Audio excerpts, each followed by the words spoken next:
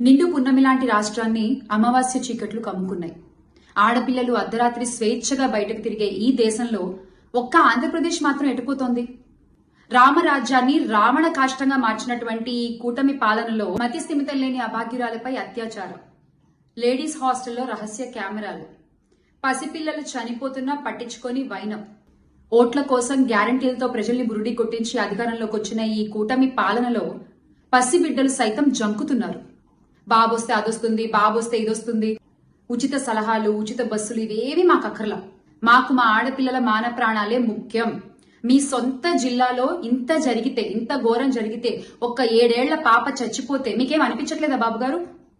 ఆ పాపకు అనిపించట్లేదు అని కంప్లైంట్ ఇచ్చిన అప్పుడే అధికారులు రంగంలోకి దిగి సరిగ్గా పట్టించుకుని ఉంటే ఈ రోజు ఆ పాప చనిపోయేది కాదు, ఆ తల్లి బిడ్డ వేరయ్యేవారు కాదు, ఆ తల్లి కింద కడుపుకొత్త మిగిలేది కాదు.